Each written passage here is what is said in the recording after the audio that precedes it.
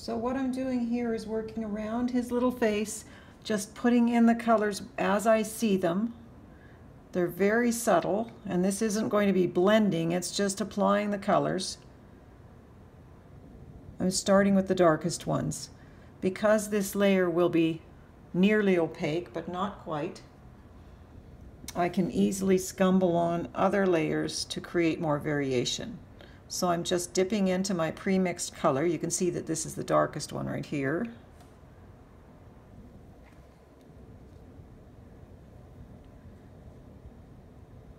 And I will fill in his whole face this way. I've pre-drawn it in a hard pencil, and just to be sure that I didn't lose all my lines, I caught a few of them with a brown permanent Sharpie just to have all the marks that I needed. I just did his eyes, the nostrils, the lips, and then that. And then I erased the pencil lines underneath them because these colors are soft and I don't want any pencil coming through. You might be able to see I've got subtle drawing around the rest of him.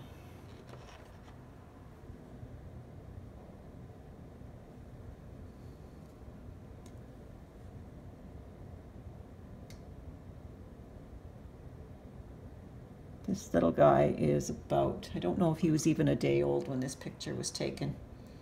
And he arrived 5 weeks early.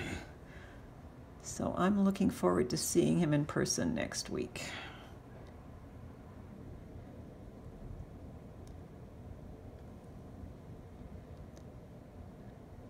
So just as close as possible, I'm painting in the color where I see it. I still have my main color, which I know I'm going to use to fill in the whole thing, but first I'm doing those slight variations that were just a little bit cooler. And as I mentioned, this can all be adjusted later with more scumbling, but getting as close as possible to the correct colors here will help. It's got a little shadow area coming across. I'm using a small brush. I'm going to quickly shift to something bigger because this one's too much fiddling.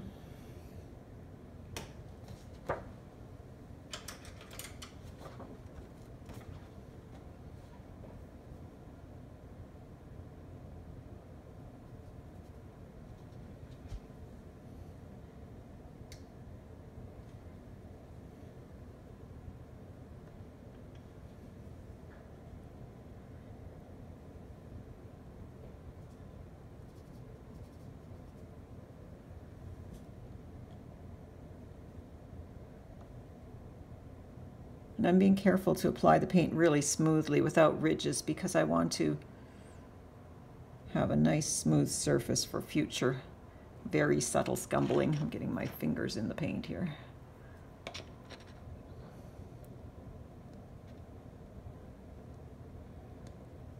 And now, just so I don't get lost, I'm going to fill in his whole face with the main color. You don't want to get too much variation going with a baby because as soon as you start getting great contrast, you're going to lose the softness.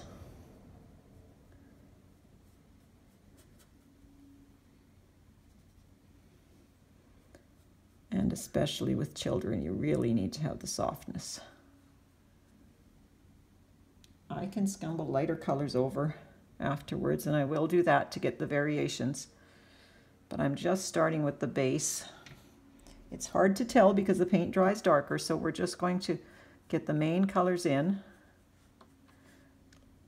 And you can see there's just a very subtle variation between where I've done the dark areas and where this color is going on. When we were mixing them up, we could see they were barely a value difference.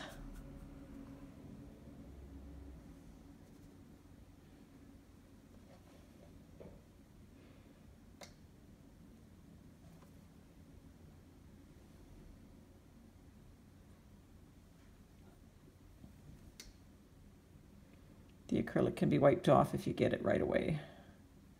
You don't have a lot of time.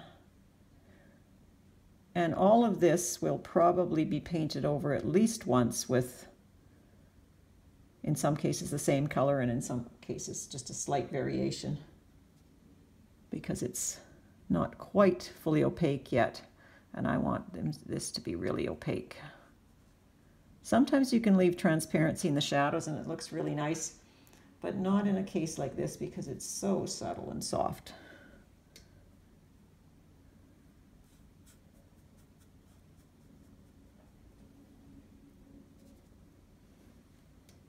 And because I've pre-mixed my colors, I know that even though they look dark next to the white canvas, I know they're the right color. They're the darkest version of the right color because lighter colors will come on.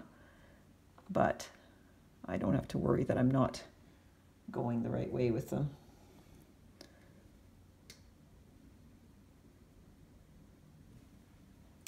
That's the beauty of pre-mixing your colors.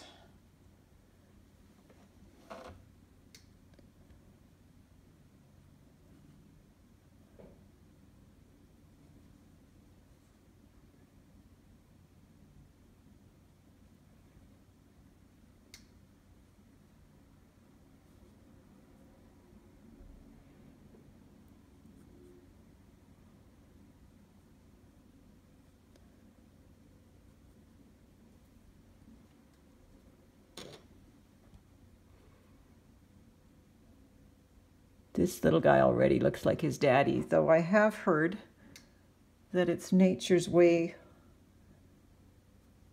to make the babies for the first little while look like their dads. So when all the hunters came back from their quests, they could recognize their own children. Not sure if that's true, but that's what I've heard. And it does kind of make sense.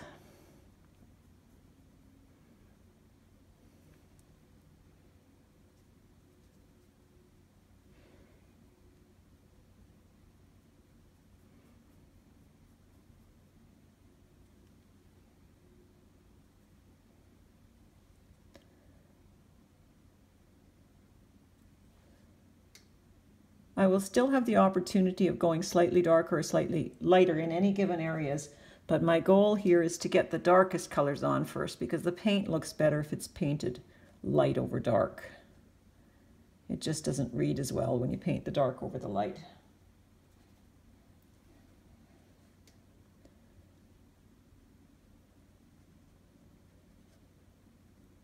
And sometimes a dark underneath, it just allows a subtle difference. And as I mentioned, I'll rework all of that.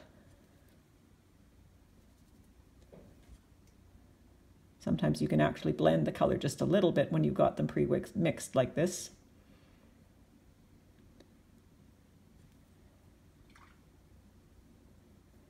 Acrylics dry so quickly, there's not a lot of blending. It's usually layering that creates the softness.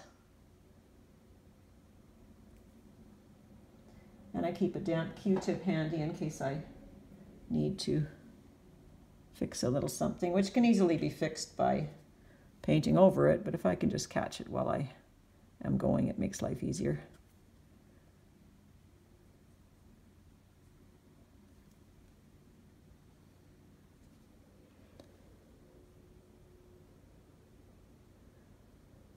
It will be a lot easier to see where I am with this once I get the whole thing filled in.